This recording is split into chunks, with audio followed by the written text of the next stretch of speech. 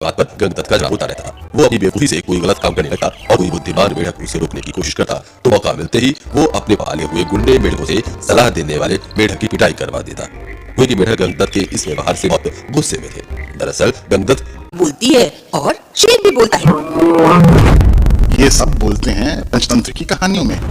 2000 साल से भी ज्यादा पुरानी हैं ये कहानियां।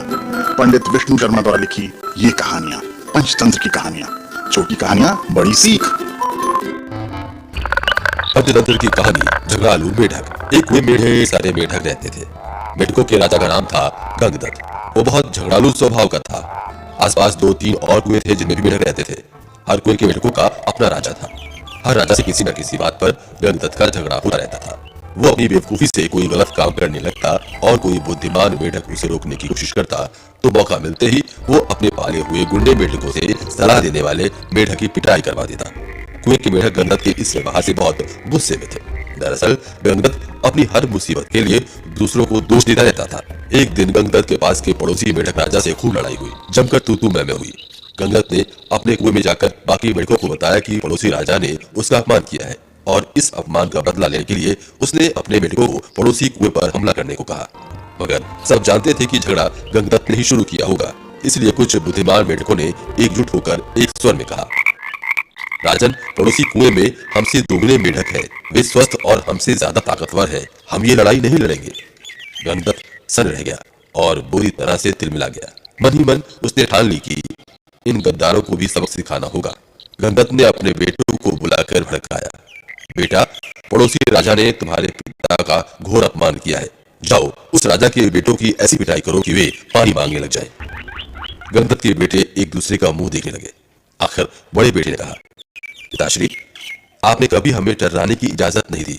टर्राने से ही मेढकों में बल आता है, हौसला आता है और जोश आता है। आप ही बताइए कि बिना हौसले और जोश के हम किसी की क्या पिटाई करेंगे। अब गंगदत्त सबसे चिढ़ गया। एक दिन वो कुड़ता और बड़बड़ाता कुएं से बाहर निकलकर इधर उधर घूमने लगा। उसने एक भयंकर नाग को पास ही में बने अपने बिल में घुसते देखा। ये देखकर उसकी आंखें चमकी। जब अपने दुश्मन बन जाए तो दुश्मन को दोस्त बना लेना चाहिए। यही सोचकर वो बिल के पास जाकर बोला, नागदेव, मेरा प्रणाम। नागदेव फुफकारे, अरे मेढक, मैं तुम्हारा बैरी हूँ, तुम्हें खा सकता हूँ और तू ही मेरे ही बिल के आगे आकर मुझे आवाज दे रहा है। गंगदत्त टर्राया, हे नाग, कभी कभी शत्रुओं से ज्यादा अपने दुख देने लगते हैं। मेरा अपनी जाति वालों और सबों ने इतना घोर अपमान किया है कि उन्हें सबक सिखाने के लिए मुझे तुम जैसे शत्रु के पास सहायता मांगने आना पड़ा। तुम मेरी दोस्ती स्वीकार करो और मजे करो। नाग ने बिल से अपना सिर बाहर निकाला और बोला, मजे? कैसे मजे? गंगदत्त ने कहा, मैं तुम्हें इतने मेढक खिलाऊंगा कि तुम अजगर जैसे मोटे हो जाओगे। नाग ने शंका व्यक्त की, पानी में मैं नहीं जा सकता, कैसे पकड़ूंगा मेढक? गंगदत्त ने ताली बजाई। नाग भाई, यही तो मेरी दोस्ती तुम्हारे काम आएगी। मैंने पड़ोसी राजाओं के कुओं पर नजर रखने के लिए अपने जासूस मेढकों से गुप्त सुरंगें खुदवा रखी हैं। हर कुएं तक उसका रास्ता जाता है। सुरंगें जहां मिलती है वहां एक कक्ष है। तुम वहां रहना और जिस जिस मेढक को खाने के लिए कहूं उसे खाते जाना। नाग गंगदत्त से दोस्ती के लिए तैयार हो गया, क्योंकि उसमें उसका लाभ ही लाभ था। एक मूर्ख बदले की भावना में अंधे होकर अपनों को ही दुश्मन के हवाले करने को तैयार हो तो दुश्मन क्यों न इसका लाभ उठाए।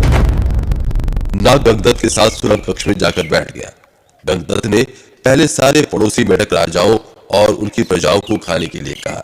नाग कुछ ही हफ्तों में सारे दूसरे कुओं के मेढकों को सुरंग के रास्ते जाकर खा गया। जब सारे मेढक समाप्त हो गए तो नाग गंगदत्त से बोला, आप किसे खाऊं? जल्दी बता, 24 घंटे पेट फुल रखने की आदत पड़ गई है। गंगदत्त ने कहा, अब मेरे कुएं के सभी सियाने और बुद्धिमान मेढकों को खाओ। जब सारे बुद्धिमान मेढक खत्म हो गए तो प्रजा की बारी आई। गंगदत्त ने सोचा, प्रजा की ऐसी तैसी हर समय कुछ न कुछ शिकायत करती रहती है। पूरी प्रजा का सफाया करने के बाद नाग ने खाना मांगा तो गंगदत्त बोला, नाग मित्र, अब मेरा केवल कुनबा और मेरे मित्र ही बचे हैं। खेल खत्म और मेढक हजम।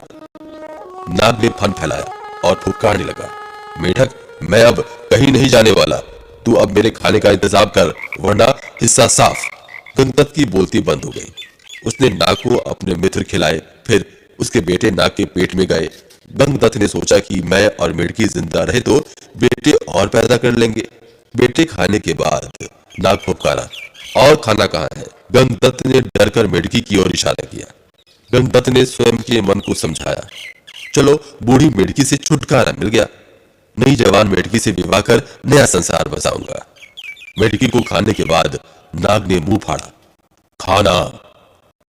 गंगदत्त ने हाथ जोड़कर कहा, अब तो केवल मैं बचा हूं, तुम्हारा दोस्त गंगदत्त, अब लौट जाओ। नाग बोला, तू कौन सा मेरा मामा लगता है, अब उसे भी खा गया। सीख, जो अपनों से बदला लेने के लिए शत्रु का साथ लेता है, उसका अंत निश्चित है। ये